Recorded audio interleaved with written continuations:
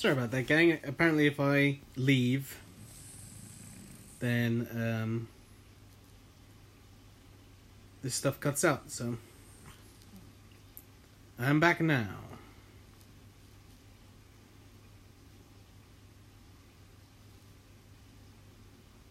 Let me get the stream up.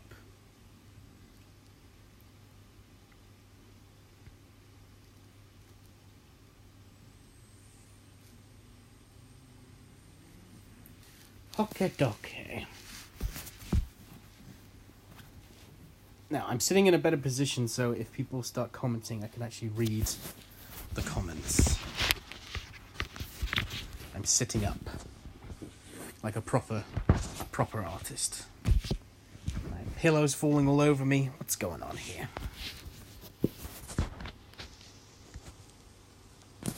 Where's my... Okay. Sorry, I'm just getting back in my bearings. Apparently my iPad falls asleep if I just leave it. Okay, so we're going to do the background now. So this is all ready to go. I've got my perspective ruler on. So let's get to it. I usually like for the backgrounds, maybe I'll try something new.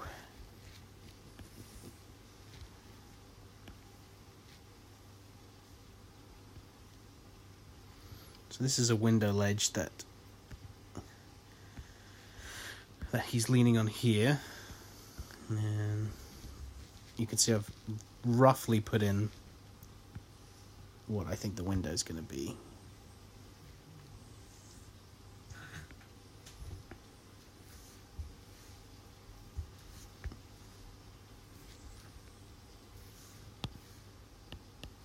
Actually, I'm going to go back to using this type of pen. I was just experimenting there with using my fine liner for this, but in reality, let's use a 2.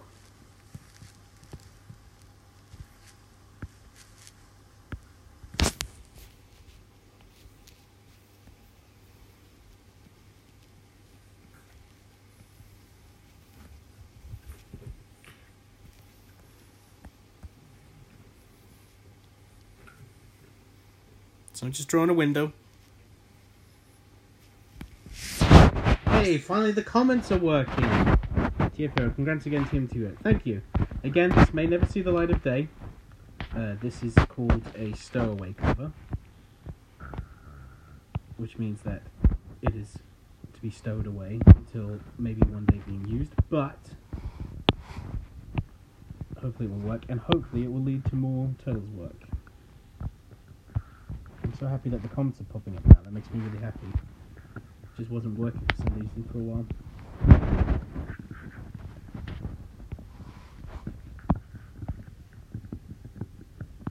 So there's no real rhyme or reason to draw in a window. It's a bunch of shapes. Let's turn off up here. You see where I'm clicking at the top right corner? This turns on and off the ruler. So now I can freehand the shape. And that is, to me,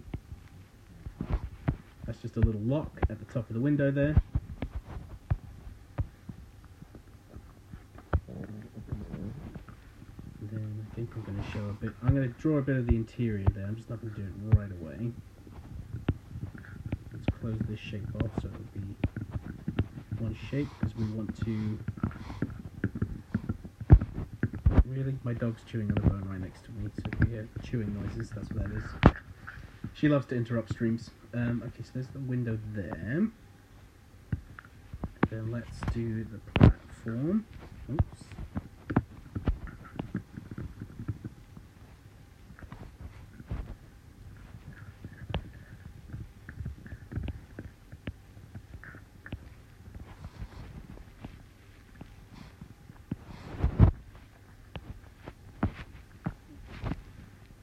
Little thing they're standing on, and then I also need to do this ladder here, putting in the general shape. That's not right.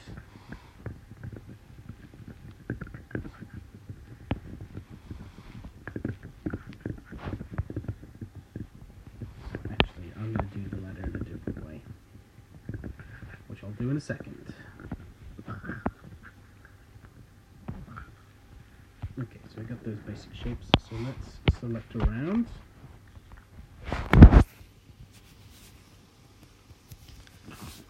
Shuffle over.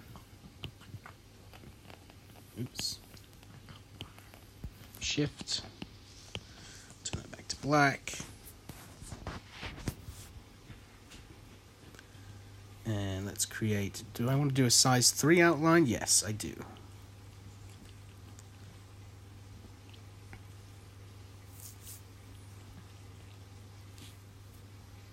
So this is like what I did around the turtles, but for the window, so that those have an outline around them. Okay, that's looking good. And now, on a separate layer here, actually it needs to be over. So what I'm going to do now is I'm going to do the ladder. What I'm going to do is I'm going to thicken up this brush so it's about the same.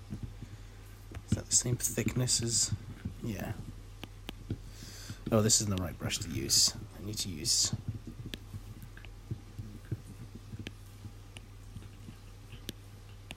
Okay.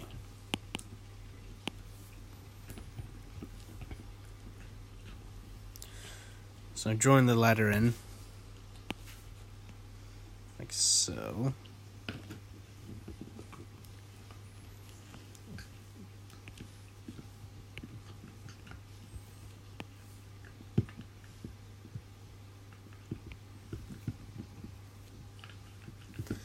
I'm going to turn this off. I'm going to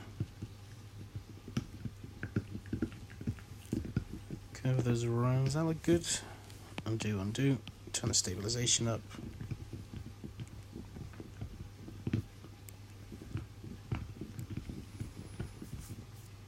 That. Turn this back on.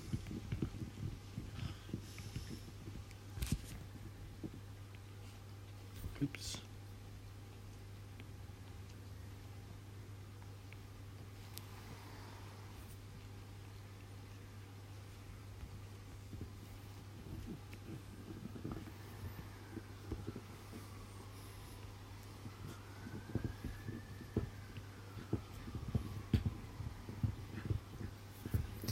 So we've got a ladder there now, and we're going to select the color of it.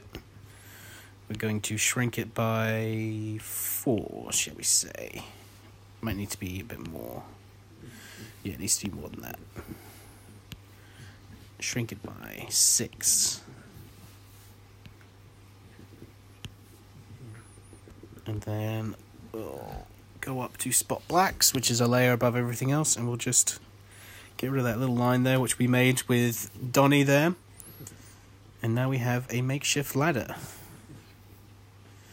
And then I'll be erasing the top parts of the ladder in a second. So those are the detail layers. Now I'm going to go to the layer below and get back to, now I'm going to do this sort of, the brick in the background. Or the building, I mean. I'll do the brick later.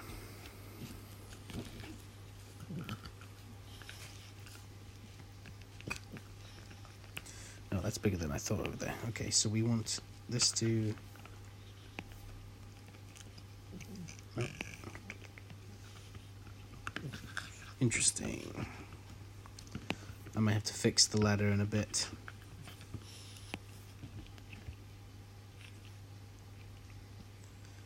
So is that where the building goes? Okay, I'm going to have to move this building down a bit than what I planned. That's fine. It's all right. I mean, when I sketch in the backgrounds, I don't sketch with the this ruler. I probably should, but I don't.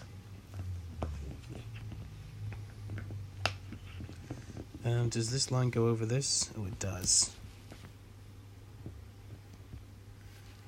Probably should have sketched this in first. It's okay, though. Let's do where this line is.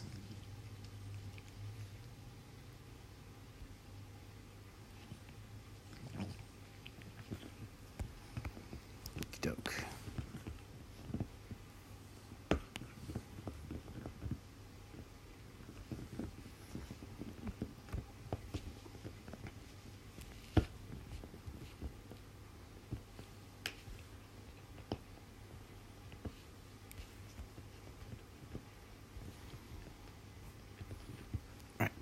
So I'm going to leave that blank. I know that's where the brick needs to go. A lot of this is me talking to myself, which is probably very boring, but it's me figuring out the art side of things. Right, so let's go to the layer above, and let's select. Let's take that nub away. That nub away.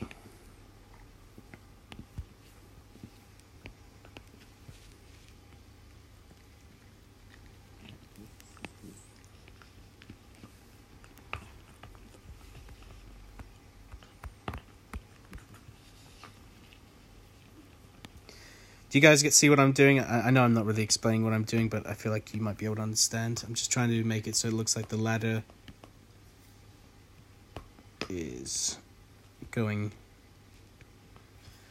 behind that bit of brick there. Yep, that works.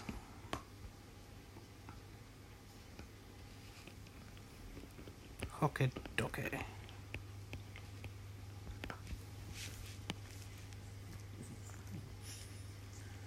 Right. So that's just that little bit up there. And now what I'm going to do is I'm going to put in the base lines for the brick. This is going to be, you'll see what I'm doing. So what I'm going to do is, I think the brick needs to be that thick.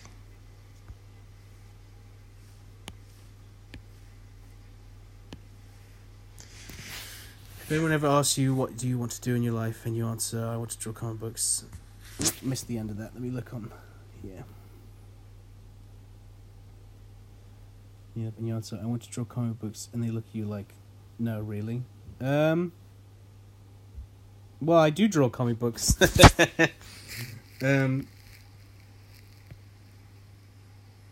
mean, when I first decided I wanted to be a comic book artist, I definitely got that look of concern from my family, thinking, well, you're not going to be able to do that. That's tough work.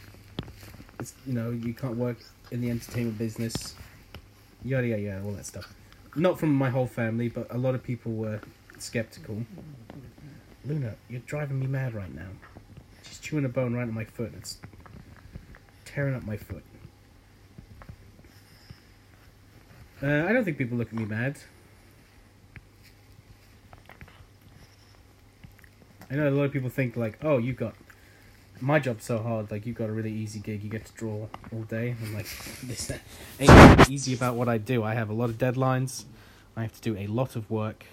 As you can see from these videos, this stuff takes time.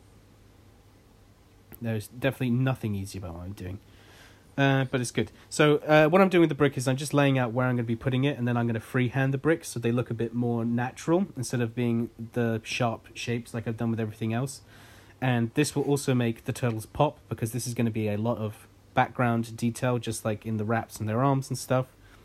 So this is really going to stick out as something good.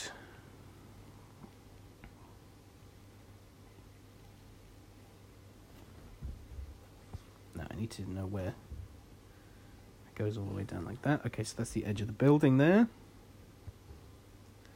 This takes a little while to do, but the end result is worth the patience on it.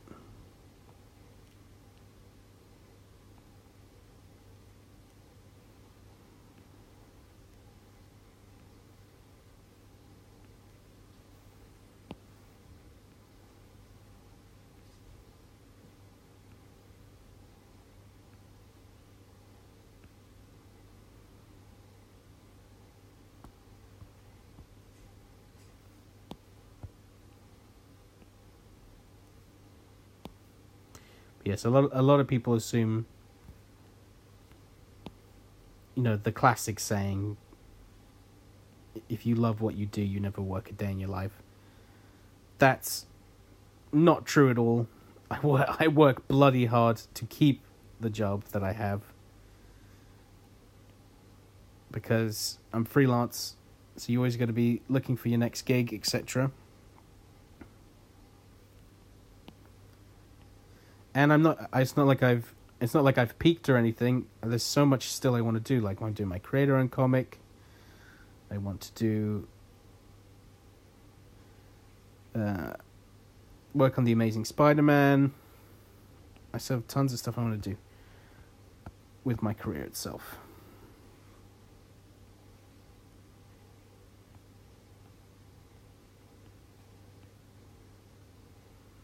But you need that passion and drive to do that stuff. As everyone always says in the show, what's it called?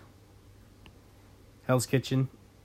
Anytime one of them's about to be booted off, they're like, why should you stay here? They go, chef, I got the passion, I got the drive. That's what you're gonna have. You're gonna have the passion and the drive.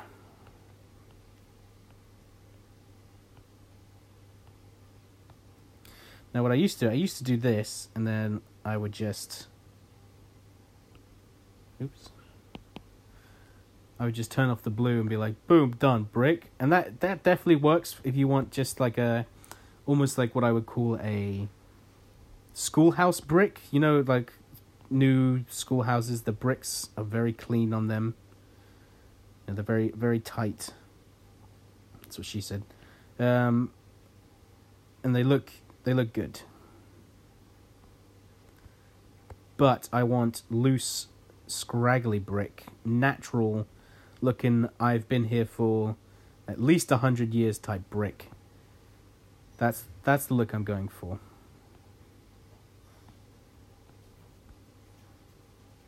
Because that's what I think will make this piece pop.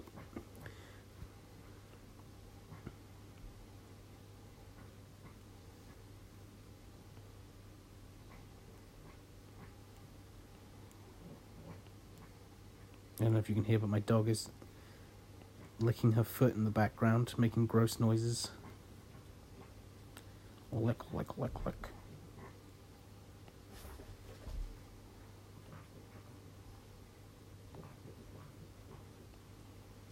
You're nasty, Luna. You're a nasty bitch. I can say that and get away with it because she is a female dog.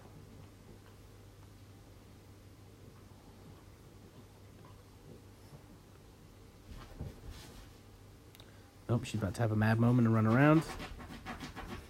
She's scratching the floor, sniffing it.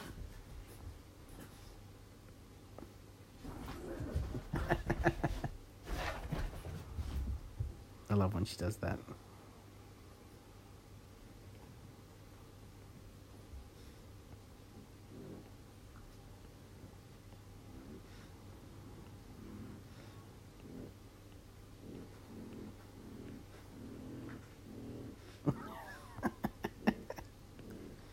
She's snorting the floor, just in case there's any fruit crystals lost in them. She's gotta get them food crystals.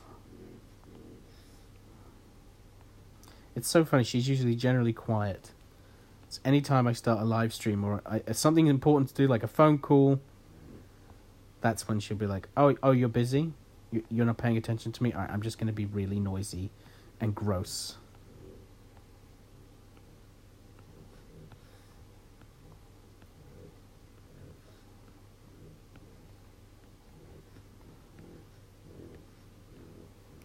Sometimes my eyes hurt doing these brick patterns because you get lost in them a bit.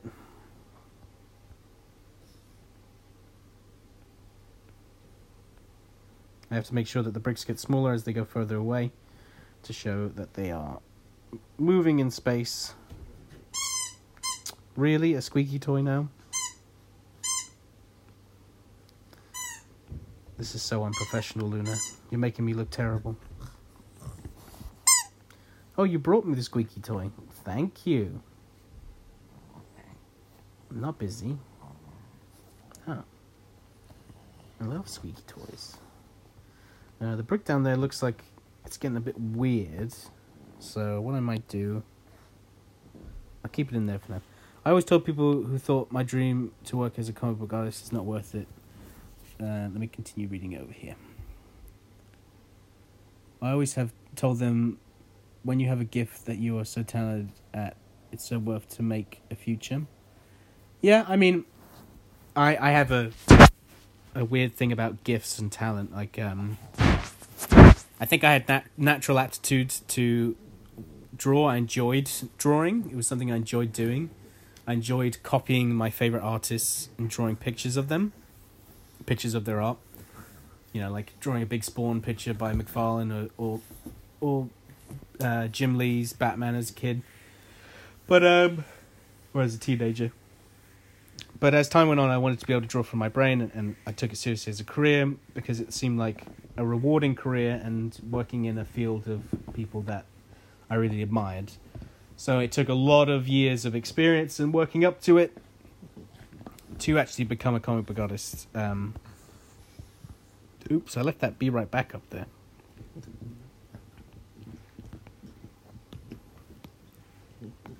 So I don't think anybody has any natural born talent. I think anybody could be a comic book artist. It's just, do you have the passion and the drive to do it? You can do anything. Like I lost a lot of weight when I was around 20 years old because I had the passion and the drive to do it. I've sadly put all that weight back on now, but I am now starting to get back into the mindset of losing all of it again. But it's the same type of thing. Like anybody can do anything. You have to be the type of person. There's lots of people that would just make excuses. Like, oh no, I can't do it because I have no time, or I'm doing this, and I can't because this, that, or the other. And those people suck, in my opinion. They just make excuses and then they wallow in self-pity and they get nowhere in life. And they blame everyone else except for themselves for being lazy. A lot of people do have very solid reasons for why they can't do certain things. But to draw, like, it don't cost you money. Get some paper from your work, or anybody can get paper for cheap. Buy a big thing of printer paper, buy some pencils, and learn how to draw. Just look around you. You don't need books and all this stuff. If you want to do it, you can do it. Oh, you keep getting told by people. Oh, I see. Well, you let me rant off for no reason then.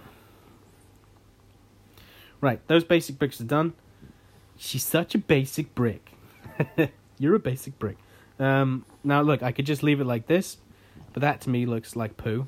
Looks like very digital, and that's not what I'm going for. I want a very analog feel. So I'm going to turn down the line weights on that, and I'm going to make a new layer. And I'm going to get out a loose fine liner. Let's make it a 2, I think. And I can tell my tablet's struggling a bit. Every time I try to go zoom in, it struggles to zoom in. And now what we're going to do is, let's turn off the ruler, and we're going to draw some funky, wobbly, regular looking bricks. Leaving a bit of gap in between, like that, to show that there is some cement in between them. I hate when you don't see the cement. It freaks me out. And then the rule with this is, like, I'm just drawing a bunch of weird, like, potatoes that fit into this shape. Some of these bricks, they, you can break them off a little bit, like that. Have fun with it. You can add, a few cracks through it if you want. This is all just to add a bit of grey into the background, especially for artists like me who I do not rely on solid blacks for my work for shading. I just don't like the way it looks, / I'm no good at it. I can't wrap my brain around it. And I know I was just talking about people doing excuses and everything like that. Could I do it one day if I wanted to? Yes, of course. I could really study hard and figure it out. But I don't like the look of it sometimes. I think leaving stuff super open, especially today with how good colorists are and what they add to artwork, I just think leaving art open, personally, to me, is really cool looking. Like our Adams, he doesn't use a lot of spotting blacks. He relies heavily on building up greys. And I just love that look. So that's the look I'm going for. And I think this is also something that signifies my art style. So again, this is a very long process drawing brick, but it's also super therapeutic. There's no thinking about it. I just have to create these shapes inside of these bricks these lines I've created. So this is very relaxing. Sometimes I leave the stage to the very end, or if I'm just sitting on the sofa watching TV, I might do this stage because there's no thinking to it. It really is just having fun. Sometimes with these little squiggles I've had made here, I like to add cracks coming off of them to show that that bit of brick has been, hit by a pigeon or a loose bullet or just weather in general. And this adds a bit of, like I said, a bit of looseness to the drawing.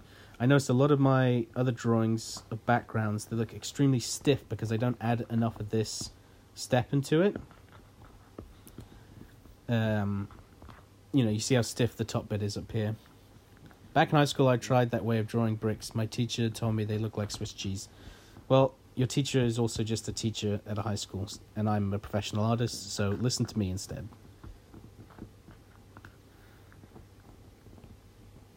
This type of brickwork is done by so many different artists. As long as there is a base structure, as long as you just don't jump in. Like if you see here, they all look like they were bricks, or they all were the same shape at one point. But now they've warped over time. Like I'm not doing like a little thin brick here and then a big one here and stuff like that. That's when it looks bad. You need a bit of that groundwork underneath. Same as penciling, a figure. You need to have those lines underneath so you know that what you're building up, it looks like a three-dimensional object.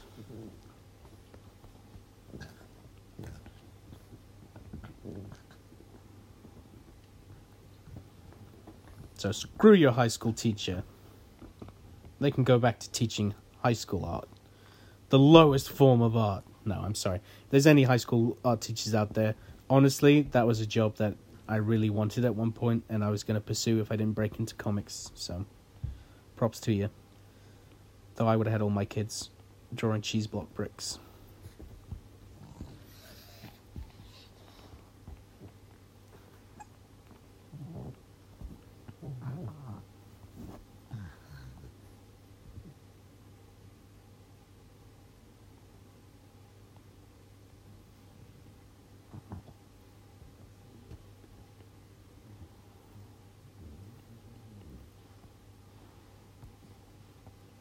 I especially love doing the concrete in between, especially if the colorist notices it and makes it a different color. I know when I worked on Great Lakes Avengers, Tamara Bonville, and she is the best colorist I've ever worked with. I love working with her.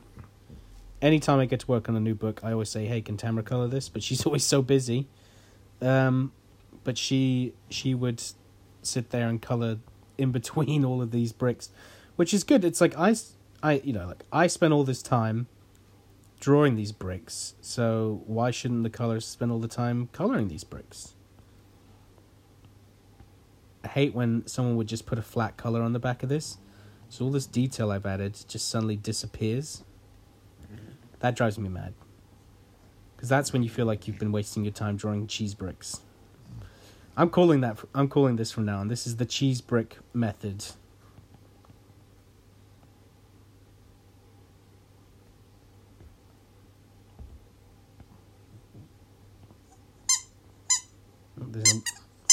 Thank you, Luna. Let's get rid of that, shall we?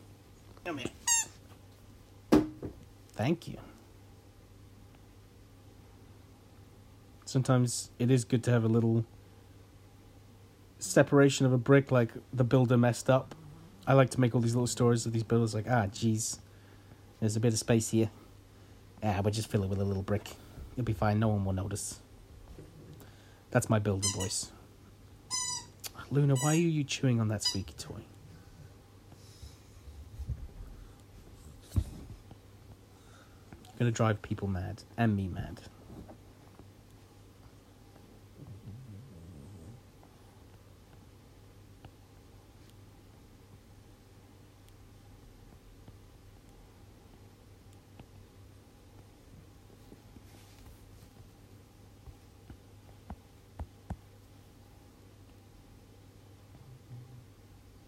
This is also very rewarding because at the end, I just think it looks awesome.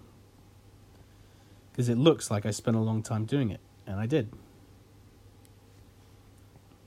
At one point I was tempted to just turn this into like a brush. Like if stuff is super far away, I won't do this. There's no need to add that much detail with something that's not going to show up.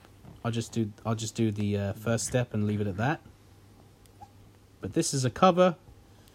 These bricks are as important as the figures themselves. I'm a big fan of adding a lot of background detail because I feel like it just immerses you in the world. Really, Luna? Hey, give me that. I'm sitting on it now, so she can't get it. She'll probably figure out a way to get it. Well, these are some long bricks I created over there. Look at that long-ass brick. No. Not yours. Taking her toy away. Don't you want something else? You literally have a box of toys in the living room. We've dedicated a space in our living room just for dog toys.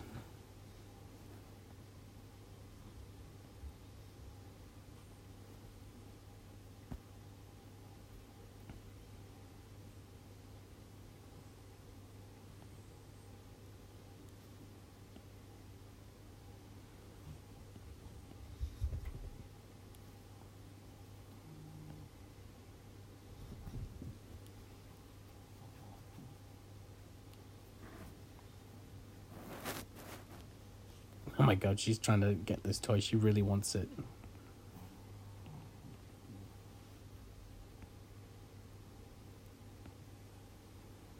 Tough.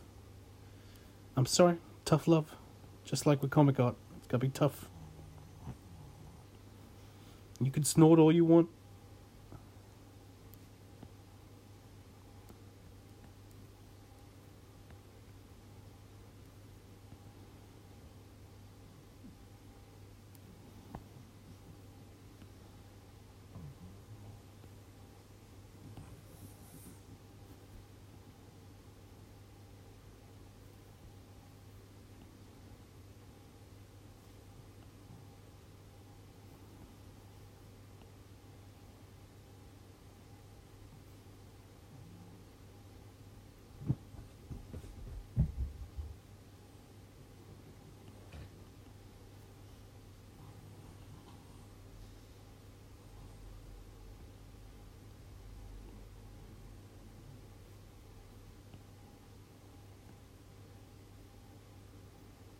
Cheese block bricks. It's like watching paint dry, I'm sure. But hopefully you'll get something out of it.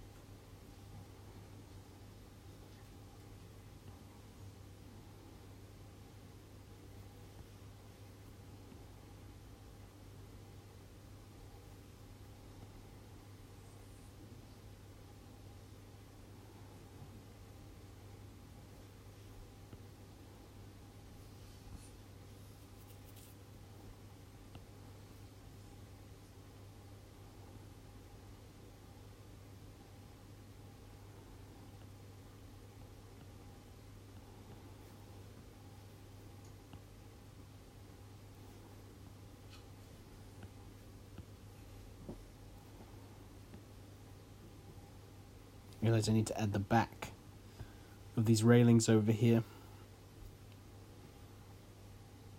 Should I do that now?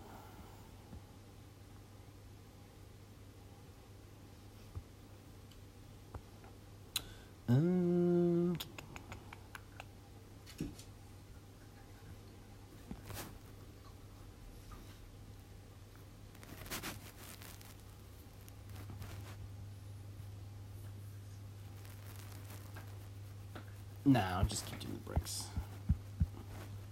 Actually, no, I should do it now. Otherwise, I'll just draw bricks and then cover it up with pillars, so there's no point in that. So let's grab this folder here, drag it up,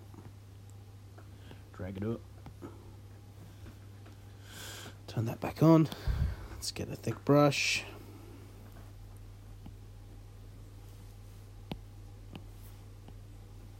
That's good. Oops. This needs to be above this as well.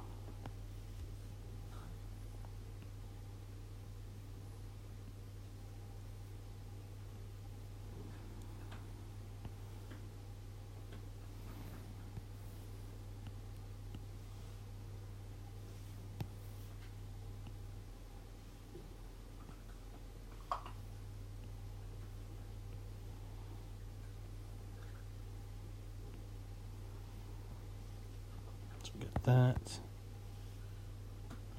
add that, take out, oops.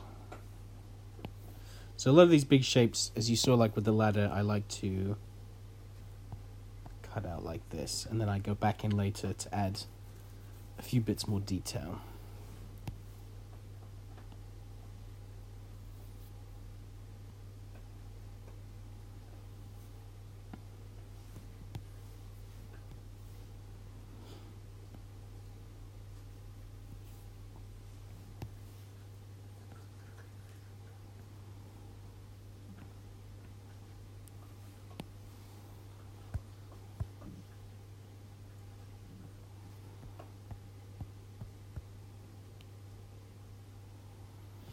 And I'm also going to have Raph standing on something. As you see, his foot there is not making much sense, just floating. Also, let's thin this up back here so it looks further away.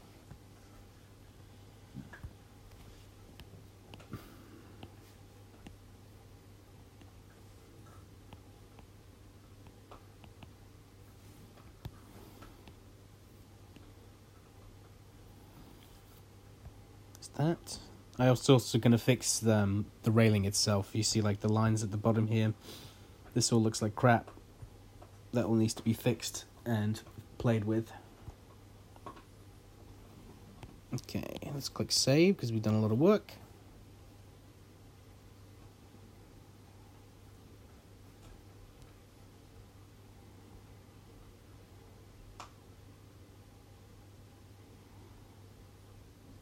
As you can see, I don't know if you can see this, but do you see now that the brick's coming in, the turtles' blankness of their skin is starting to pop, like the turtles themselves are starting to pop more, and this is what's called using negative space. So instead of using, the negative space is just the white, and I'm using that to make them stand out and pop. Very fancy, artsy-fartsy stuff here on the Robson Inc. show.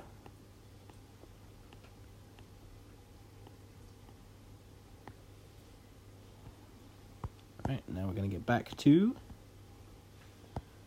Brick-a-Jabronis.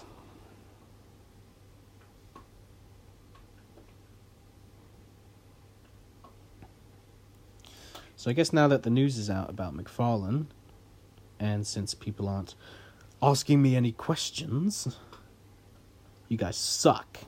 No, I'm just kidding. I figured I'd just tell the story of how I got the job working on Spawn Kills Everyone. So, there I was. So, sorry, let me get serious here. This is very serious stuff. So, last year, around this time actually, I was working on a little book called Great Lakes Avengers for Marvel Comics. Having a ball, being the main artist on a Marvel title, living the dream. I was just at that point inking issue 7. I wasn't done yet. I was just inking it. And they just told me, like, hey, guess what? Deadpool's going to be in this issue. And the next story arc is going to be all about Deadpool and the Great Lakes Avengers. And I was like, that's awesome, because I finally get to draw Deadpool, who I really like. And I also said a lot. I pestered the writer quite a bit, being like, hey, you know who used to be a Great Lake Avenger at one point? Deadpool. So, you should totally get him involved in the team. That would be awesome. And kindly enough, he put the character in the book. So that was really nice of him. But we were working away on the book, and I got a big email from my editor saying, I think it said the title was Bad News. You know, when you get an email like that from an editor, you think, oh God, am I fired? Or people hate my art? Like, I get super paranoid constantly about my own work. I'm like, oh, everyone hates me. And the email was, hey, sad news, the Great Lakes Avengers has been cancelled. And he said, there's nothing you could do about it. And I mean, no, he wasn't like, and there's nothing you can do about it. No, that's not what I mean. He said, this does not reflect on you at all, or both of you, because he emailed me and the writer. He said, you both did an amazing job, and we really loved what you're doing. It's just that the sales did not hit what the upper management expected. It's out of the editor's control at that point. It's whoever's upper management, they have the final say in what books get cut, what books don't.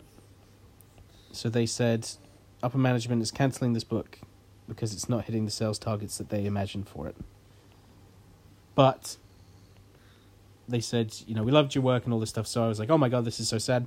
And it was funny because I nearly had just finished the cover for issue 8, which involved Deadpool on it, and he was holding back all the Great Lakes Avengers that were trying to like attack him and stuff. I was literally I had maybe half an hour left to do, and luckily my editor was kind enough to say, oh, since you've done all that work, we'll happily pay you for that image. It might be able to be reused somewhere else.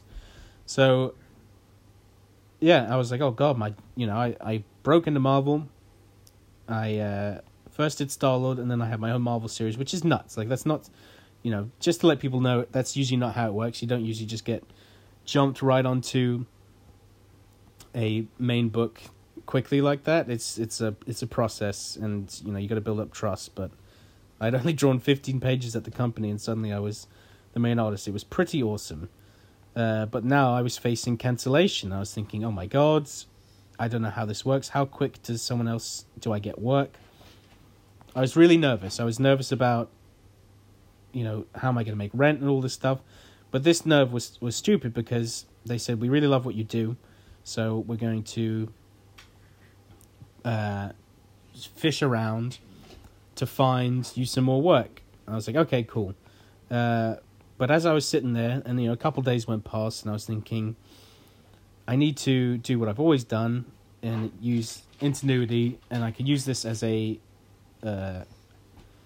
chance to branch out from Marvel. And I was like, well, I see a lot of people work on Spawn, and I love Todd McFarlane, I love Spawn. I would love to work for that guy. So I was like, do you know what? I'm going to freaking email Todd McFarlane. I was like, I'm going to do it. I'm just going to freaking figure out his email. I'm going to email him. And I figured out his email. I didn't look it up or anything. I just tried a bunch of different names, combinations, company names, etc., until one of the emails was sent through. And I was like, oh, well, I guess that was a real email. Off it goes into the world of the internets. I'm sure I'll never hear from him, but you never know. And then I think about 40 minutes passed, and I checked my email, and it wasn't from McFarlane himself. It was from Shannon Bailey, who is the sort of head of the McFarlane side of comics. She sort of keeps Todd in check with everything, and she's essentially my editor, I would say. But she doesn't edit the books, but she's there in the sense of editorial for making sure everything's organized with everybody, because Todd's obviously very busy, he can't do everything. She's a hugely important part of the book. So she emailed me back being like, hey, I just got your email through on a different email. I'd like to know a bit more about you. Can you send some more samples my way, and I'll share them with Todd. My dog's snorting, so sorry about that. And I was like, what? This is insane. So I chucked together, I was like, hey, how's it going? Yeah, I would love to do some stuff with you guys. My schedule's going to be clearing up pretty soon, and I'd love to get to work with you. And then so she's like, great, I'm going to send these off to Todd. And then I don't know how much time passed, but she eventually got back to me being like, hey, Todd really likes your artwork and he'd like to talk to you. When can we set up a phone call? And my brain exploded. I was like, what? I'm going to speak to Todd McFarlane on the phone? I was like, what is going on? And she said, we want to do we like your art. We want to do a new Spawn Kills Everyone. Todd's been thinking about it for a while. So I took the intuition or ingenuity or whatever the right word to use is, and I started sketching up immediately. I read Spawn Kills Everyone. I started sketching my version of a cute chibi Spawn. And she's like, these are great, Todd loves them. And then we set up a phone call a couple weeks in. Now, this was over a period of time, so over this time, I had stopped working on Great Lakes Avengers because it ended. But Marvel was awesome, and they were like, I got a couple of emails for a couple of different gigs. One was to fill in on Royals, which is a book about the Inhumans, and I really enjoyed working on that. And then also set up for me to do some other little works and stuff, covers and stuff like that. I did a Star Wars cover, which I thoroughly enjoyed doing, with Heather Antos, who's an awesome editor, super positive person. And I had a phone call with Todd, which was nuts. I picked up the phone, and he's like, is this the world-famous Will Robson? Which cracked me up, because that's something that I remember I heard a podcast with Ryan Otley when he did Haunt, and he said he picked up the phone, and McFarlane said, is this the world-famous Ryan Otley I keep hearing about? So it's funny that that's like his little shtick when he talks to people on the phone. So I chatted with him, and he's like, yeah, I want to do this. And this was such a cool phone call, because not only am I talking to my art hero, but we're talking in a professional, like we're going to be working together. And we were chatting, he's like, so what type of characters do you like? What type of characters would you want to work on? And I was realizing that as we were chatting, we were creating this book together. It wasn't like, here's a script, go have at it. This was a brainstorming session with Todd, Mother effing McFarlane. Like, insane stuff. Like, this doesn't happen. Like, this is just nuts. To the point where it was so cool that I'm chatting with him, and I'm like, oh, I love Batman. It'd be fun if maybe the little baby spawns went into the Batcave. He's like, yeah, so here we are. We're in the Batcave. The baby spawns are hanging upside down, hiding as bats, and they're going to kill Batman. And I was like, oh, whoa, I just suggested it, and suddenly now it's like a part of the book. And we just chatted for a little bit about different stuff, and I asked him, like, hey, when are you going to get Spawn Compendium 2 out? I've been waiting like 5 years for that. And then we ended the phone call. I haven't chatted on the phone with him since, but he put a script together and sent it off to me. And I was like, what's the deadline with all this stuff? And he's like, it's completely up to you, which is a good / bad thing. Like this Turtles cover, for instance, that's what they told me. And now it's been nearly a year. Oh, again, like this is another time I reached out to IDW about maybe doing some Turtle stuff, and that's how I got this cover during that time period. Anytime I'm given an open-ended deadline, that's scary for me, because I will keep pushing it back and take on more work as it's thrown my way. So, for instance, I was like, okay, open deadline, that's fine by me.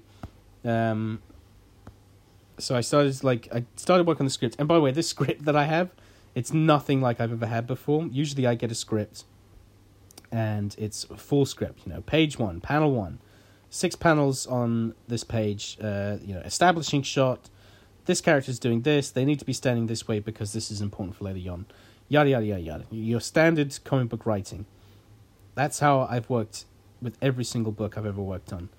McFarlane scripts are Marvel style, or Marvel method. And if you don't know what that is, that means you basically get an outline. Like page 1, Baby Spawn goes to the doctors, it's Dr. Doom. He gets checked out, and he gives him a prescription, add a little gag in there. So super open-ended for my interpretation of what the story could be.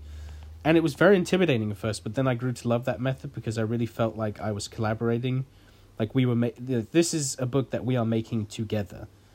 He even said it at the Image Expo. He said we are Like he said, use the word we, which means it's Todd and I coming up with this stuff. So that's awesome for me, especially someone that's trying to be a writer as well, to be able to dabble in any of that type of stuff is great, especially when you can do it with your freaking favorite artist of all time. But what was I going to say? I got lost there now. But yeah, that's how that worked out. But then what happened was I told Marvel, like, hey, I've got this opportunity to work with McFarlane on Spawn, and I was conflicted. I was like, man, I love working for Marvel. If I go off and work for Image, is this gonna, is it gonna spoil my reputation with the company? Do they not like people going off working with competitors? I don't know. I had no idea, but they were very positive. I mean, Ricky Purden, who is the talent manager at Marvel, was so excited for me and the opportunity, and he said, please let me know when you're free again and we'll do stuff. But then I got emailed by a guy called Devin Lewis, who's an editor at Marvel, and he's like, hey, do you want to do 2 issues of Spider-Man and Deadpool? And I was like, what? Because my huge dream is to draw, I really wanted to draw Deadpool in Great Lakes Avengers, and now I was getting offered a chance to draw Deadpool for 2 issues and freaking Spider-Man, which is, I was like, so I'm going to draw Spider-Man and work with McFarlane at the same time? This is just crazy. So I took that job, and I told McFarlane as well, I was like, hey, since this is open-ended, are you okay with me doing this in between other projects? He's like, yep, that's totally fine. So I completely set myself up for greatness there, where it was, I can work on Spawn, and I can work on Marvel at the same time. But what happened was I found the Marvel projects kept coming in. I got more offers for doing other stuff, like, hey, do you want to work on Secret Warriors? I was like, oh, I love Secret Warriors. Yes, I'd love to work on Secret Warriors. Do you want to do this cover here? Do you want to do this Thanos thing? Do you want to do Venom? But with Venom, it got to a point where my schedule was now clashing with Spawn. I needed to get Spawn done. It was sitting there, and I was like, wow, if I don't actually sit down and draw this book, it's never going to get done. So I had to, which I know it was a very tough decision. Drawing Venom would be awesome. I still hope that one day I can go back and maybe revisit potentially drawing that character. But for now, I had to do a few covers, and then I had to say sorry, but I have to part ways. And again, there was no bad blood there either, which is great, because you never know, that might jeopardize your career as well. They totally understood that I had other responsibilities with my client work, and I also had promised Todd that I would have the first issue done by the new year, so I didn't want to break a promise with him, and I have other responsibilities doing covers for other companies, etc. So what I did was, before, when I got Venom, I thought the schedule was going to be longer than it was, but it wasn't, and I had told McFarlane, hey, I need to set a deadline, otherwise this isn't going to get done, so I'm going to give it to you by this date. And they said, great, we have Image Expo coming up, so we would like to get it by then, so we can launch and announce the book. So I was like, great, I finally have a deadline set in, so I'm going to do it. So I got the book done. I passed on Venom, sadly, and now I'm just waiting for the script for issue 2. That's why I'm wrapping up, finally, this Turtles cover, because it needs to get done. I'm also currently working on a short Marvel, just 4-page thing for a annual book. I don't think I'm allowed to say what the character is yet, but it's a character that you will not expect me to be working on. A big bad guy in the Marvel Universe. So yeah, it's a crazy stuff, A lot of people say don't... I remember I was on a panel with Dan Slott last year talking about breaking into comics, and he said, do not blind people. In my experience, blind emailing people has gotten me so far. I blind emailed the editor and that of the Avengers, and that's how I got the Great Lakes Avengers gig. And I blind emailed Tom McFarlane, and that's how I got working with him. So hey man, if you're a professional, then yeah, blind emails, I say go for it. And that's my story. And now I need another story to tell, because I'm still doing brickwork.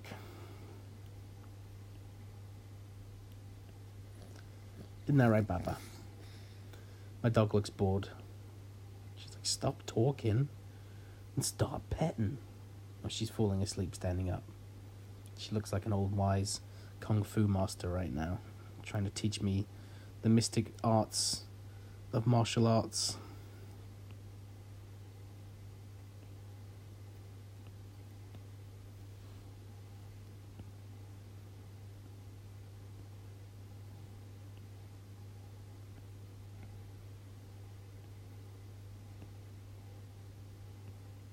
I don't know how she can make herself look so wise when she's probably the most unwisest dog in the world.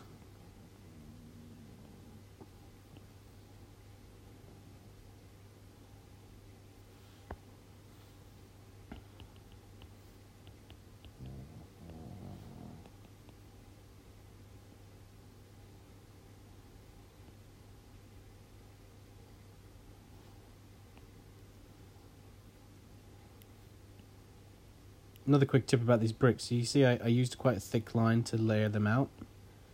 And that's because I wanted the blue to essentially be the concrete in between the brick. So I knew exactly where this stuff needed to go. Because you can certainly get lost in this detail.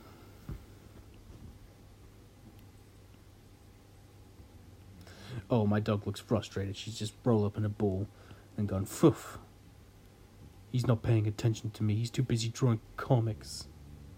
What a nerd. Let me just check the chat.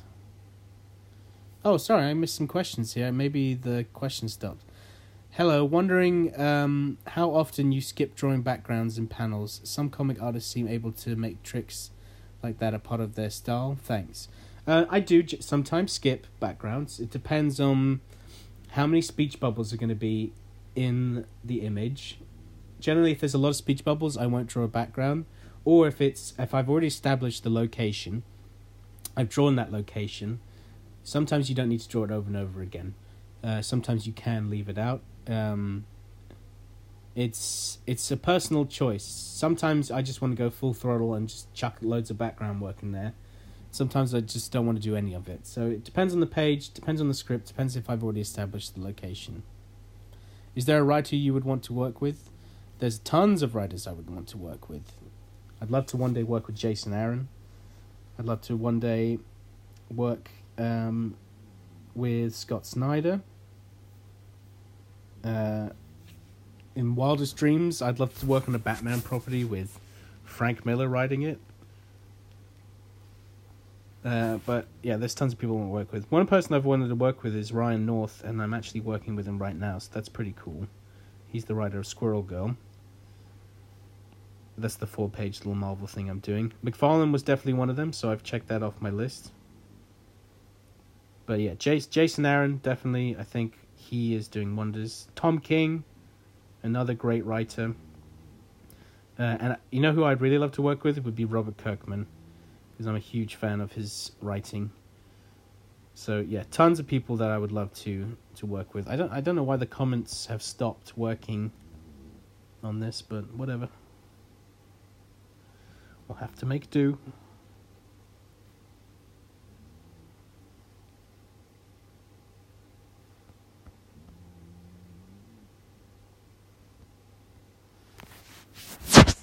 Okay. Right, what we're going to do now is, hopefully this will work. That's all on the same folder. So if I select all the layers at once, yes, it worked. Now all those layers are selected.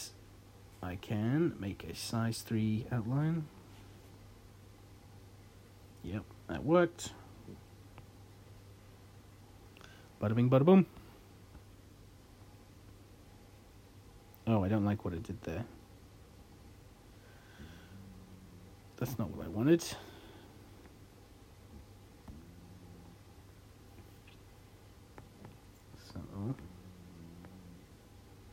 let's combine these.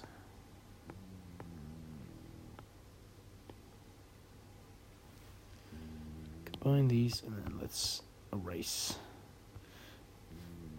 I'm just erasing this bit here because it's taken away this lovely bit of texture I've added to the wall and just made it a blank line.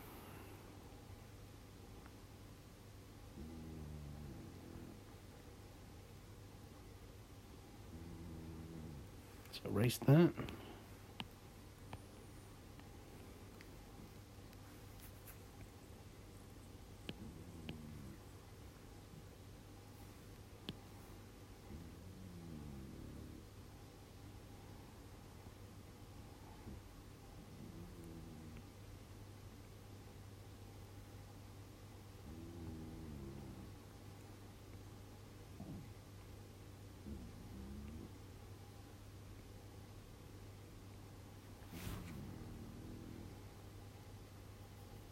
There we go.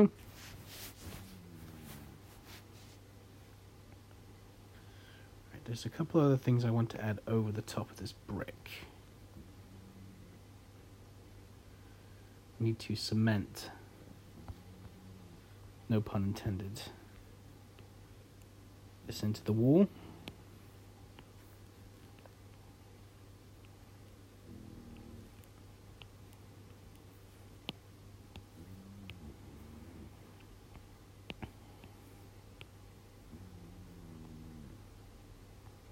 Just putting some extra shapes down here to show that this little balcony is not just sticking out in the middle of nowhere.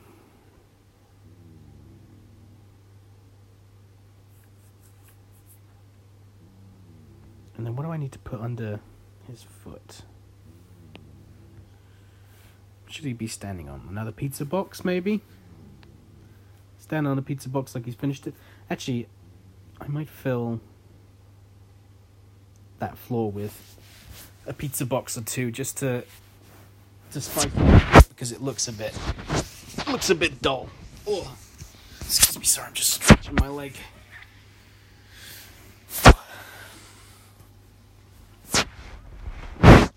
Oh, I gotta move. My leg's falling asleep. Oh, I hate when my leg falls asleep. Oh.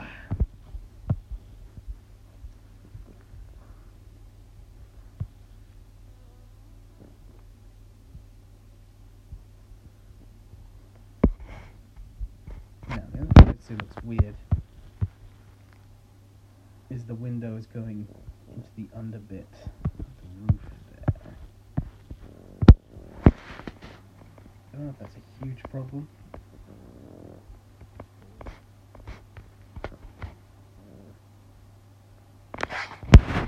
I also want to add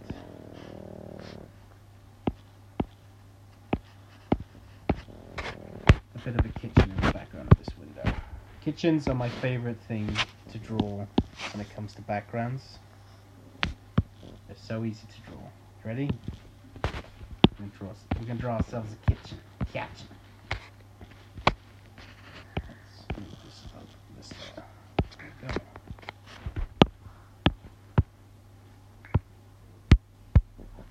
So we should let it go to the ceiling.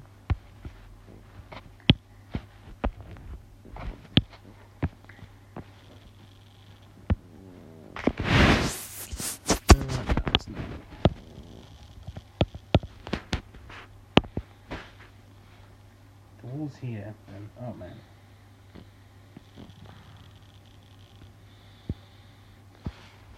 now we'll just make that a separate one.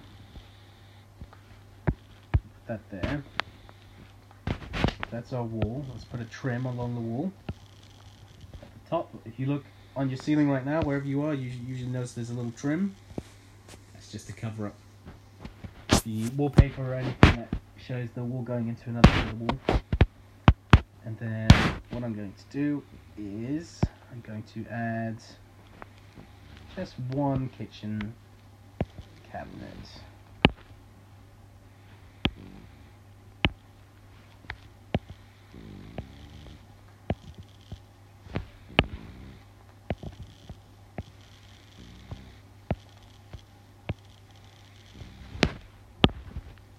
So I like drawing kitchens because they're just very easy. They pretty much, if you look at any of my kitchens, they probably look all the same.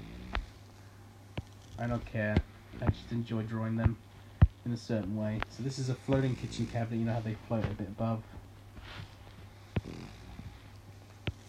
You need here. Stick that out a bit.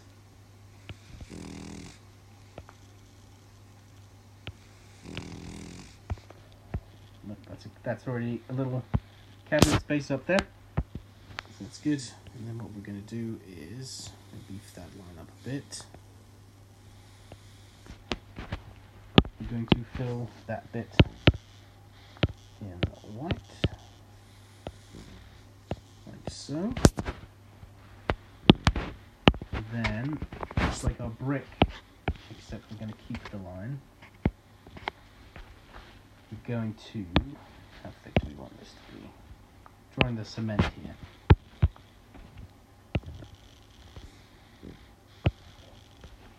Now this is going to be cool. This is going to be cool. This is the way I draw tile. I love drawing tile. It's the quickest background detail to draw in the world. I don't usually draw cracked tile like I draw cracked brick, because I like the look.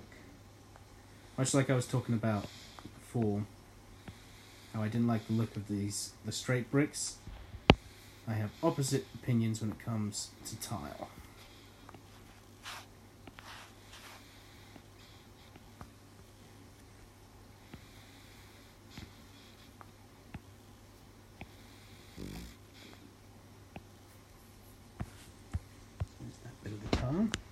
And then I like to put these trims along the same line as whatever the cabinet space is. It's too wide. I'm trying to make a square. There we go.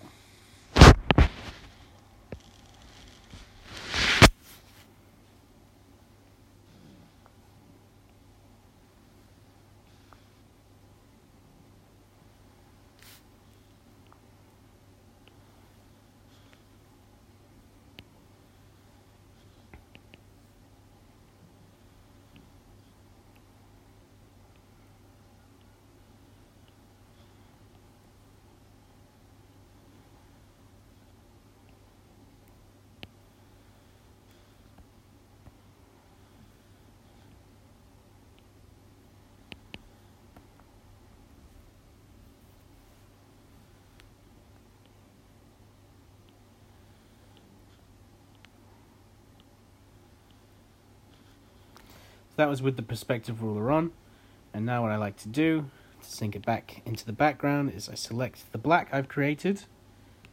Let's shrink it by, let's say, 1. Fill with white.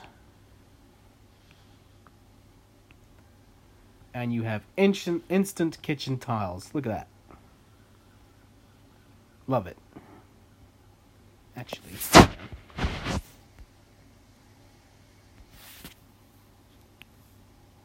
oh no, it was right. Cancel. Oops. Let's do it again. Boom. Kitchen tiles. And another thing you might notice that pops up in my art a lot, which I'm kind of embarrassed by, but I have a brush that is a 3D model of a fan, a ceiling fan. And if I need a little detail, there it is, there's the boy. I need a little detail added to an image.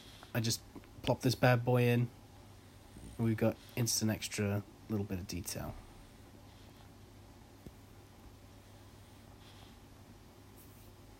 See? So again, all of that little line work in the background should be making this image pop a bit more.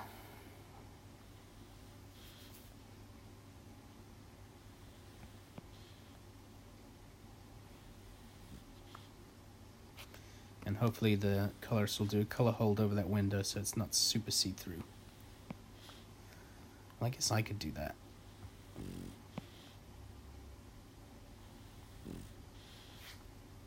I think I'll do that. Where is the window? There it is. Let's select this negative space here. Let's create a new layer.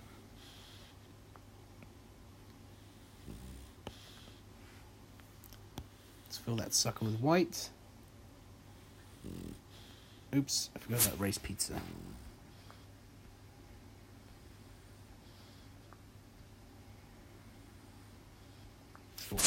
do is we need to select Donnie and this at the same time as this layer. No, it's not. Is it this? Yeah, it's this. We need to select these at the same time, and that means that it will select... No, come on. You should be doing it. Oh, because that is one. I don't want this selected. Okay, start again. Donnie. And this, and if I click select... Yes. That's done it. No, it hasn't. What's going on? I'm trying to select. That should work. I don't know why that's not working.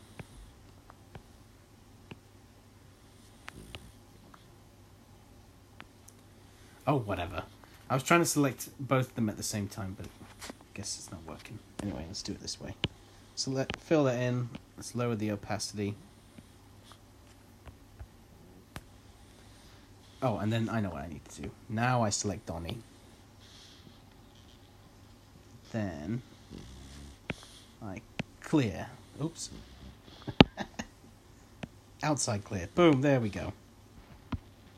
So now I have that window up there, and this window. See, I can knock back those colours a bit to show, or the ink to show that it's a window. So for the colorist, I'll just name this window color bold. See if they can do anything with that. Maybe, maybe not. We'll see.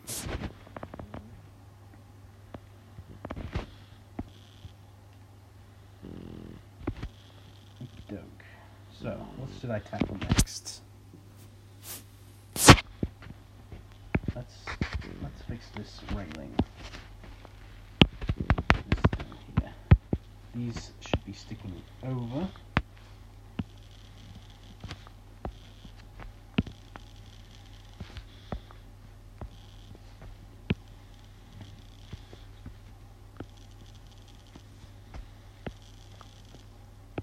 That makes no sense.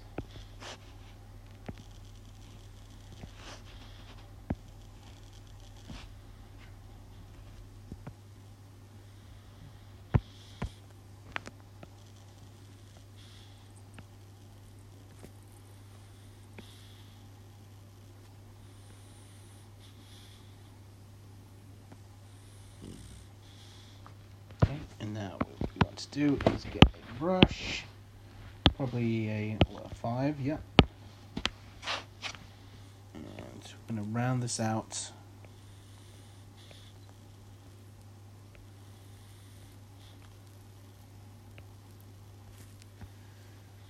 So that they actually look more like freaking cylinders. You know, it's adding these little cylinder shapes. This will... It suddenly won't just look like it's flat. It'll look like they exist in this space.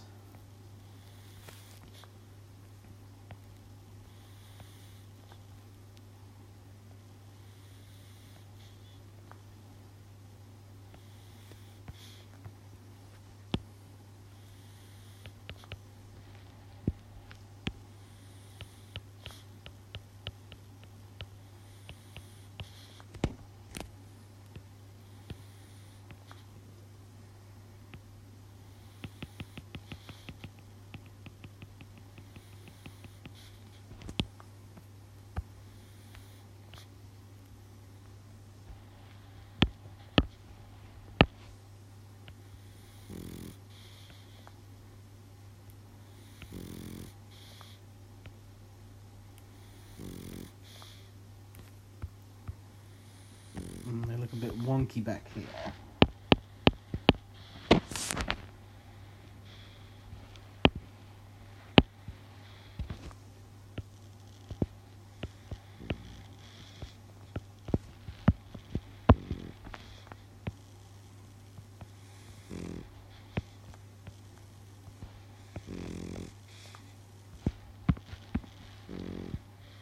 That does not look good. Why doesn't that look good? I think my brain can see the perspective for some reason.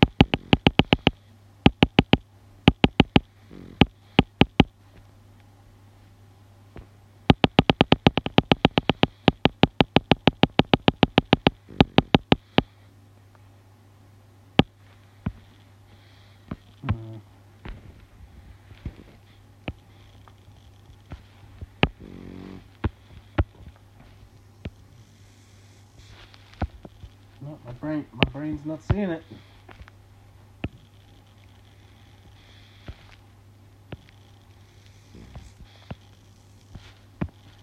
Is that more like it? That looks better, and I might just leave it like that, because those colours will be knocked back. You're not going to notice those little pucks like that. And then need to add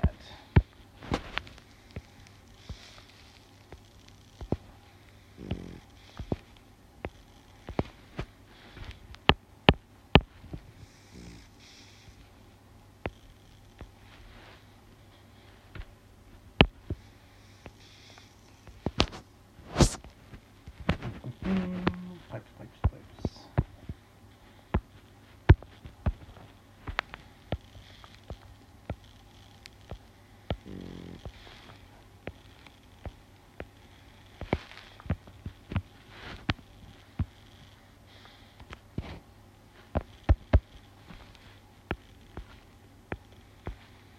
Some screws.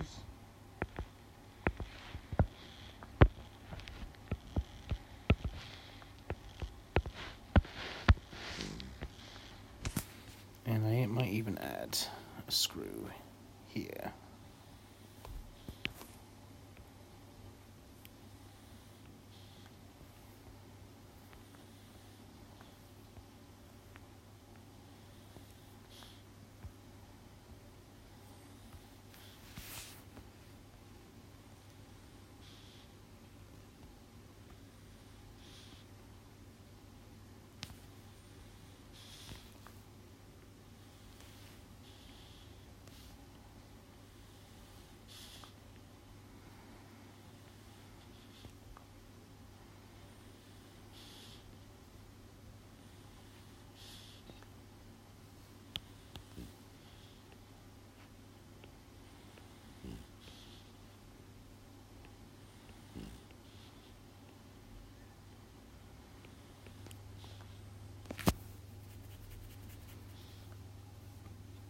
Dope.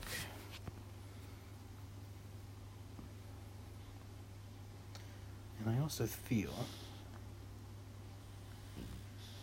that, what's this? Okay, that's that. So let's create a new character. Is there any empty ones here? What's that? Kitchen. Alright, they're all filled up. So let's create a character folder. Boom. Copy. Paste. I like to add a bunch of little character folders there. I like working in folders. It separates everything nicely. Let's add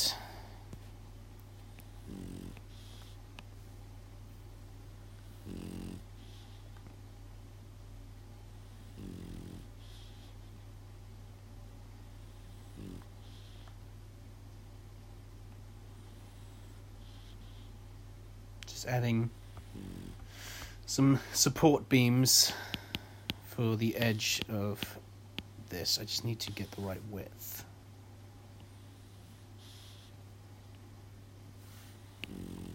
This is more in the foreground, so it will be bigger.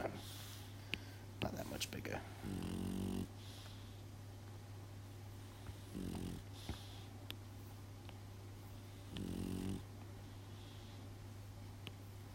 Okay, support beams.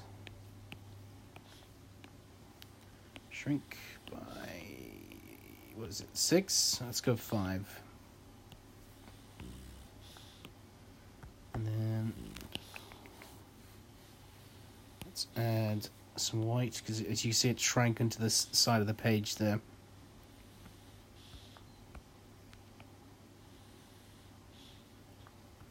There we go.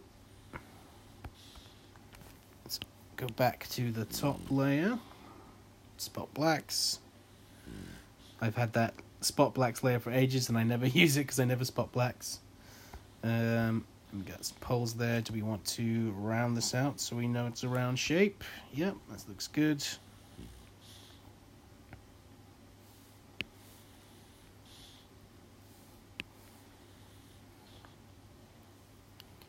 Good.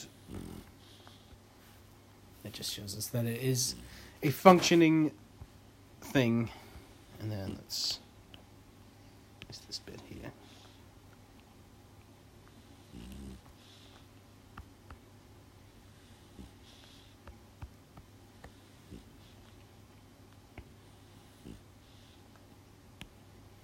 You know, this all doesn't have to be perfect. You're not really going to notice this stuff when you look at the image. Should I really make it perfect? Yes, I should. Am I going to? No, I should. No, I'm not. Because I just don't think the detail is that important.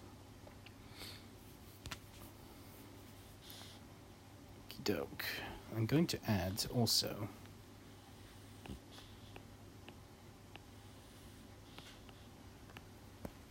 Let's turn that on. Just a few extra lines to show a separation of the window there. I'm going to make this one thicker to show that this is a bit of like a slab of concrete, and to even send that home we'll go back to using a fine liner. Oops, a loose fine liner. Where's my other fine liner gone? Well, that's new fine liner. I don't even know what that is.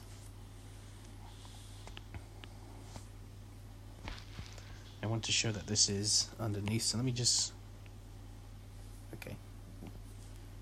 That's the direction it would go.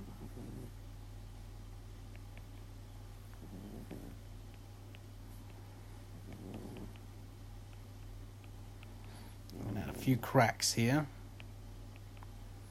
Now with cracks, I like to have a little circle, right? That's where the crack started. And add a few little tentacles coming out of it, but then I like to circle around the initial crack and branch off extra cracks from there, and as they branch off they sort of go in their own little direction. Sometimes you can connect a crack or two. A butt crack, meh. I like to do these mostly with pretty broken up lines because they're just little deets. So I got some cracks there. And then I will add cracks to the top as well.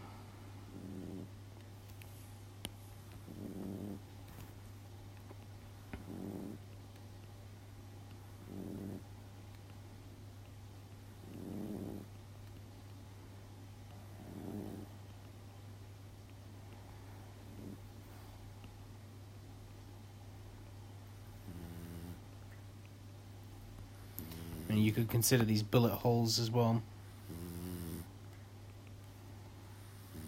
This took me a long time to figure out. I could not figure out the rhythm of drawing a crack to save my life. But I'd watched on repeat. There's a video of Todd Knock, the artist, drawing a post-it note sketch of Deadpool, and in the background he was drawing cracks. So what I did was I just watched it on repeat over and over and over again until I started seeing a bit of the rhythm he was creating in his mind. He didn't explain it. It's weird. Everyone learns how to draw in their own little way, but I need to understand the rhythm of something, how it moves, how it was created to start adding detail. I'm gonna add a crack going into this wall. That's gone into the foundation of this itself. And now it's been cracked so bad that it's come up here. There's a little crack in the corner here.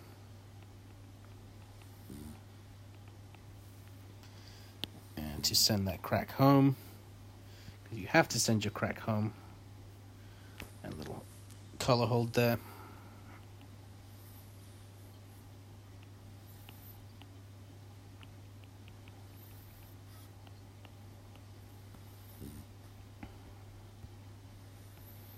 Bingo bango. With the ladder I need to fix as well. So let's go back up to spot blacks.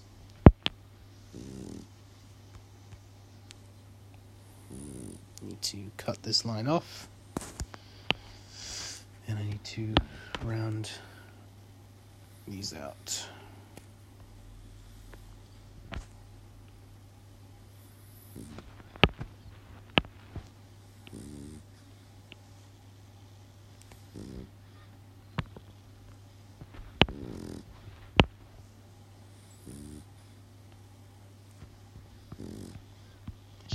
better. Not completing the line.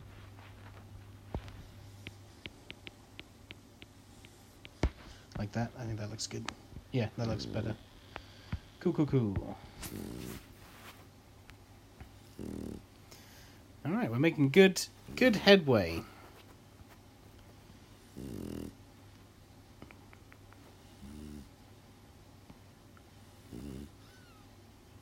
Okay, so this going on here. Now, one thing I was tempted to add, but I don't know if it'd be too much detail. So I was going to add like a clothesline here with. Let me just cut this out because either I just drew over a crack. Cut, paste.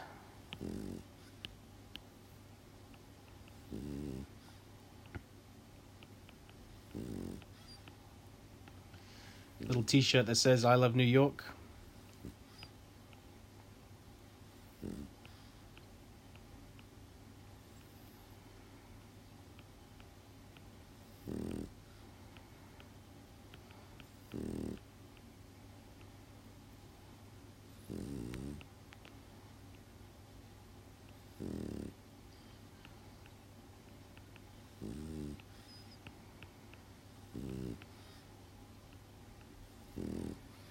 Yeah, sure. Like this is a little laundry line. I like that actually. So I'm gonna add that little extra detail.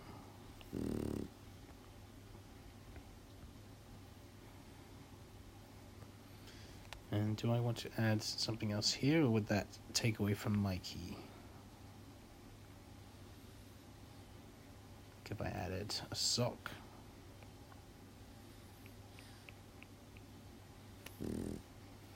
That takes away from Mikey. But I can have a loose clothes hanger going without anything on it. No, that also takes away from Mikey.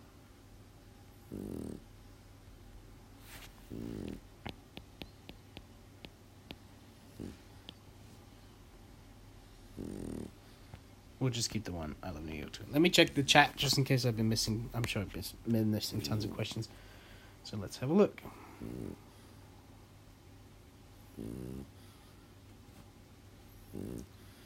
You'd love to work with Jeff Johns? Yeah, he's pretty cool. I'm not a huge fan of Jeff Johns, but I respect his work. How much are commissions from me? I don't do commissions a lot. You can check on my website though, robsoninc.com. And on there will be a commissions page that tells you all about how much generally a commission from me would cost you.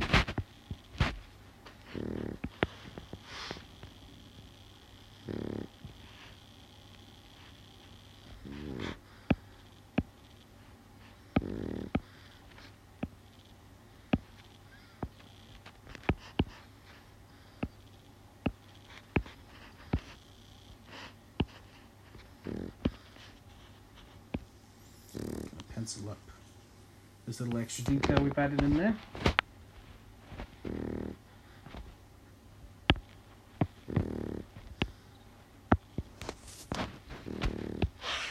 Let's change this color to red so it stands out from the blue pencils.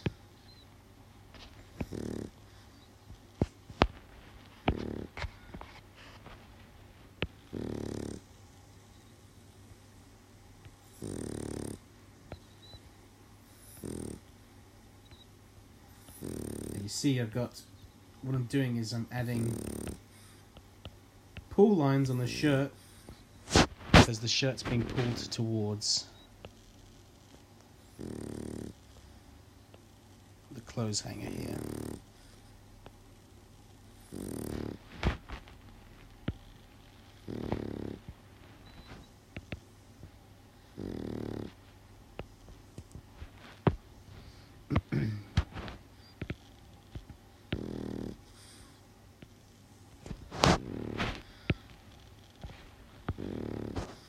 Which means it would bunch up a bit there.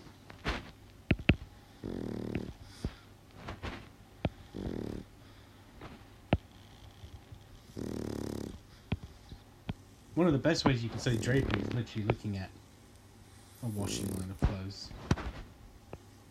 So much to learn. And of course every t-shirt has a little tag in the back, doesn't it? And should we put a little secret message here? Made in China. That's not going to pop up at all, but it's in there.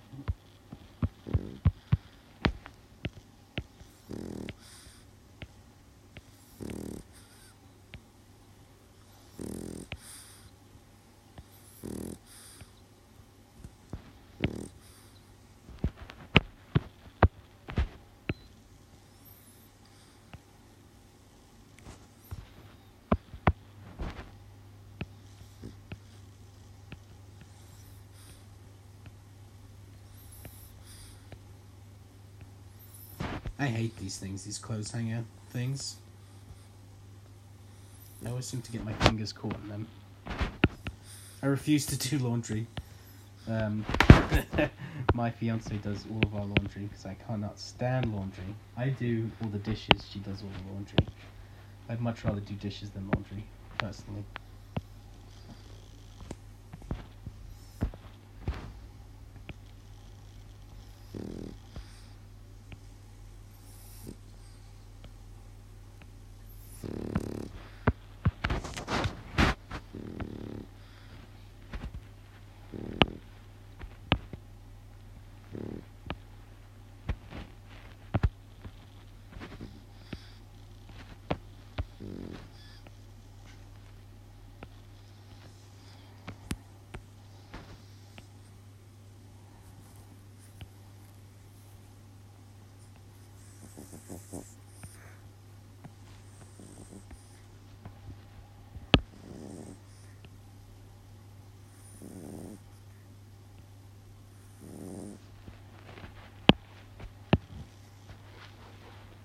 Just free transforming it, this heart, so that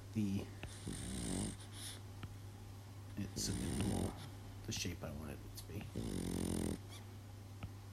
And we'll move this over a bit as well.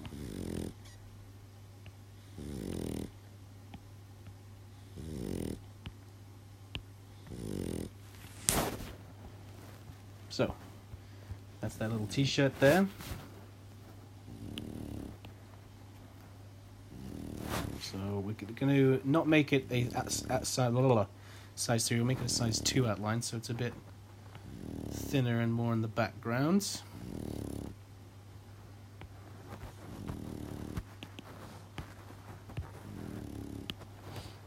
This is my favorite type of stuff, when you add these little details after you've...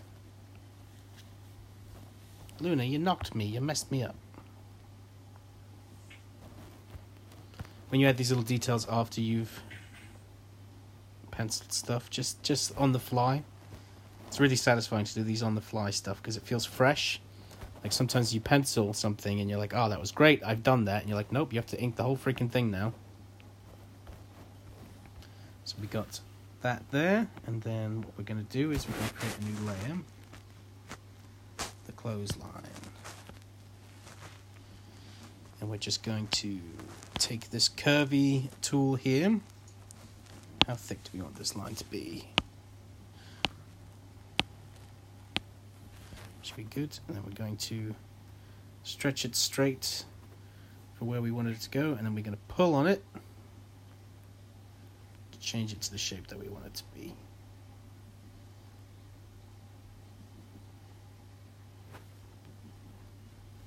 That looks good.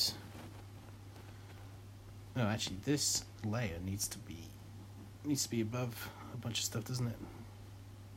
Boom, there we go. And then what I'm going to do is I'm just going to add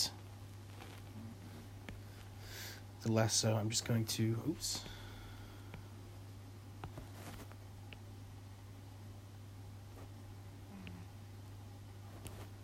I'm going to thicken that up there, and then I'm going to do selection, color gamut, line, shrink it down to, let's call it a 3. cheeky clothesline there, and then what we'll do is bring the shape back into here.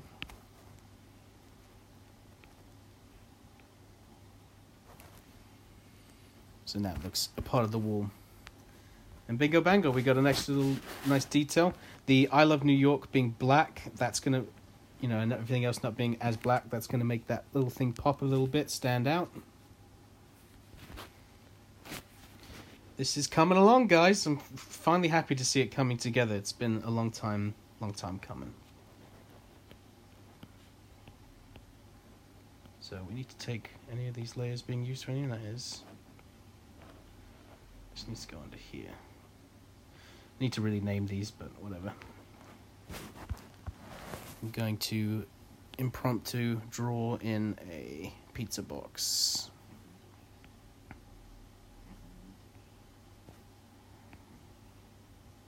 For him to stand on.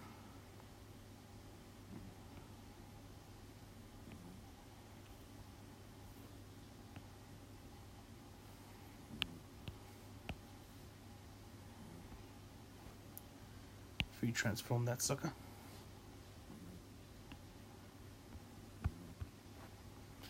This is like his, I finished this pizza box, you know? He's like, next.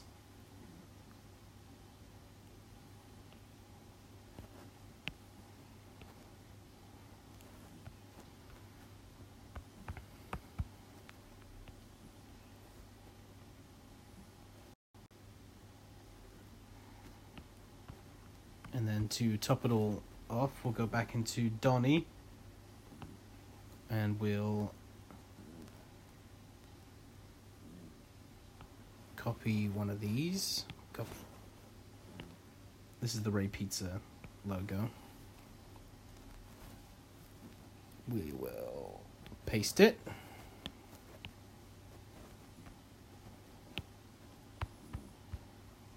And we will free transform it so it fits down here.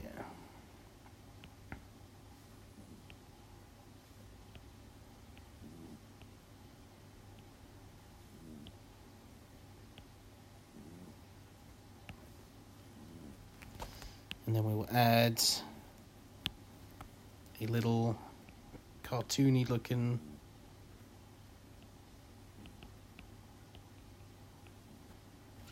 actually, that doesn't work.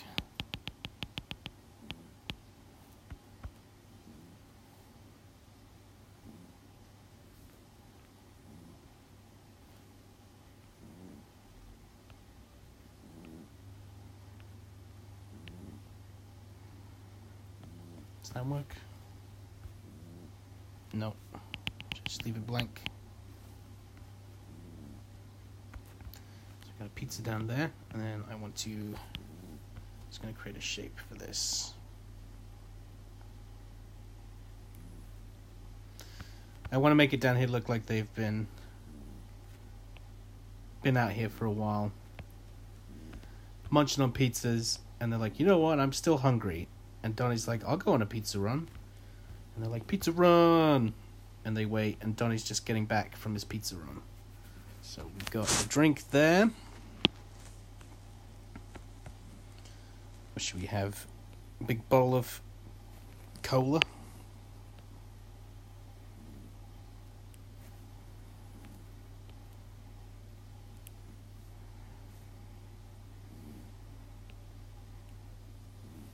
That looks bad. I need to do that quickly so it's a smooth line. Like that. Two.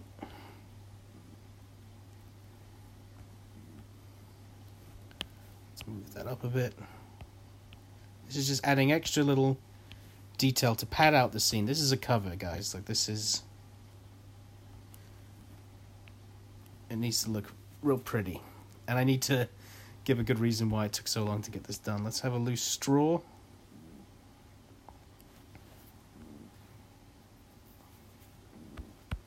Maybe some crumbs. Ooh.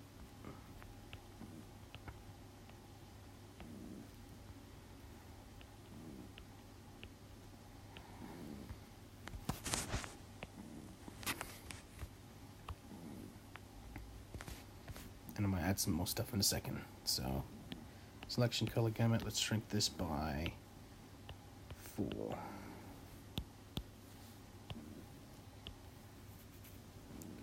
Got that. And then we'll go in and add the extra details.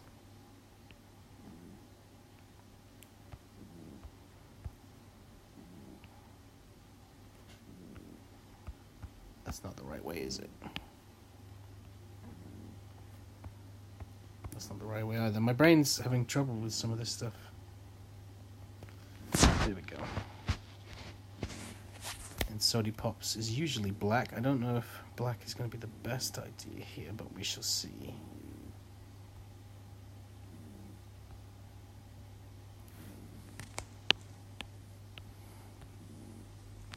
Does that stand out too much? I might just leave it like that. Yeah, that's fine. Now let's fix this line here because it's not going down symmetrically.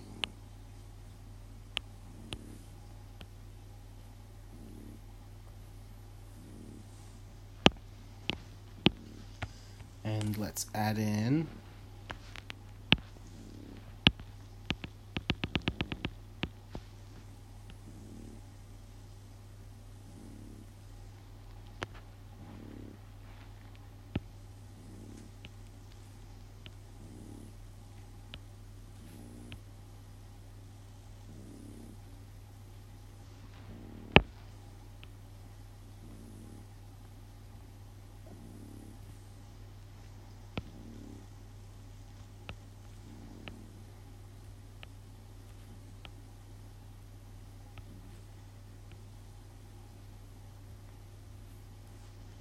Sody Pops, the off-brand finest.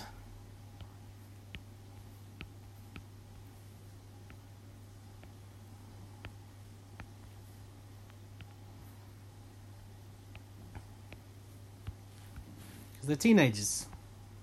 They're Teenage Mutant Ninja Turtles, guys. Come on, get the program.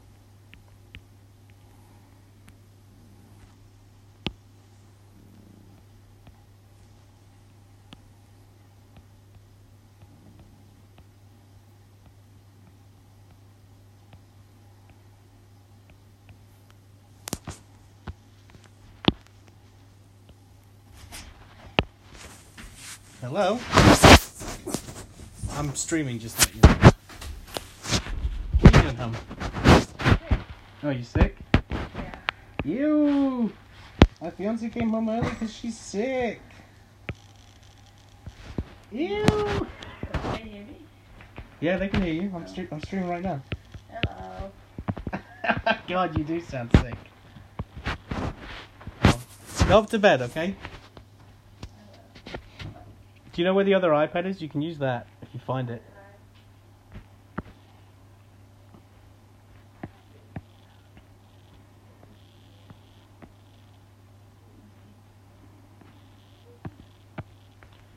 What else can I add? It's down there. Let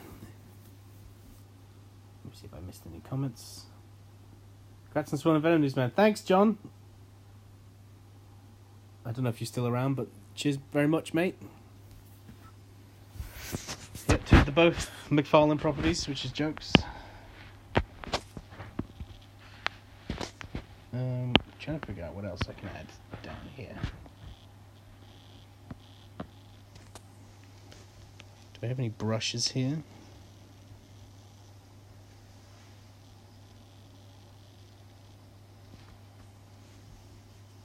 No. I used to have brushes of soda cans and things. I just need to clear up some space here.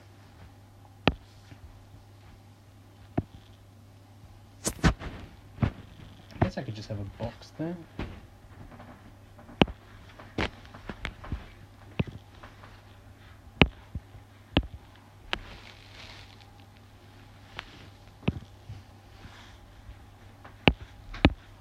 Let's have a fool around with that.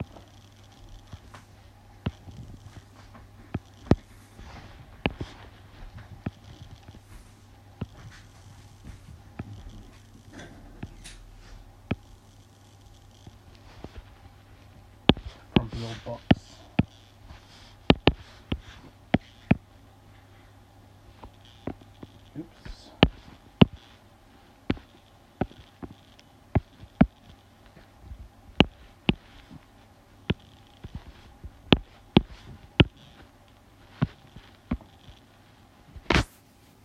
Yeah, I needed to cover up those things there because they look bad. Let's play with this box a little bit. Free transform.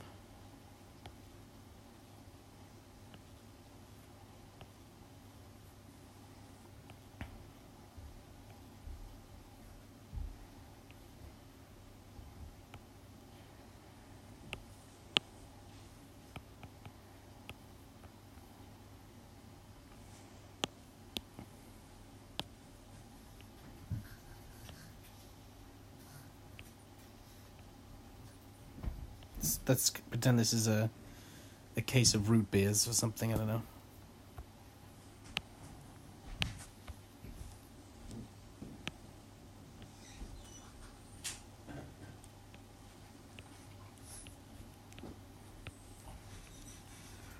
Root tea.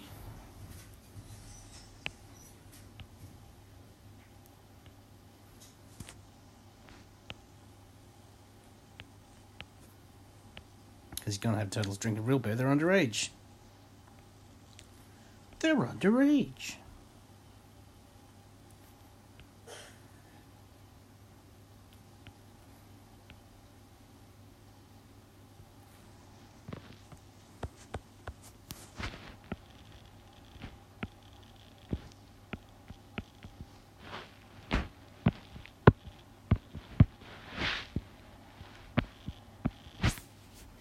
Okay, that fills up that space much better.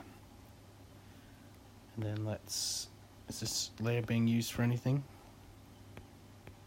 Just the pizza thing, okay. Add a new layer. And I'm just going to add some crumbs. Need to fill up some detail, just add a few little crummy bits around.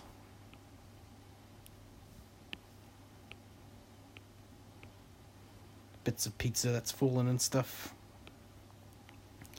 They're messy. We'll shrink that by 2. Bam. All right, that's looking way better for me personally. We got the sody pops. We got the pizza box. Empty box of root beers. It's starting to look like my house. Just crap everywhere. Alright guys, well I think this is a good point to end right now. I'll be back later on. I'm going to have a lunch break. I'm obviously going to see how my fiance's doing because she's ill. But I will be back later on in about probably an hour or so. And we'll do this water thing on this side roof over here. And then we'll tackle these buildings in the background. Now, these buildings in the background, they're not going to be full of detail because that would take away. Playing it on the negative space again, where this is going to be very thin and they're just going to be the outlines of buildings. I don't even know if I'm going to add them yet. I don't know if it's needed, but we'll see. So thanks very much for watching, and I'll be back later on.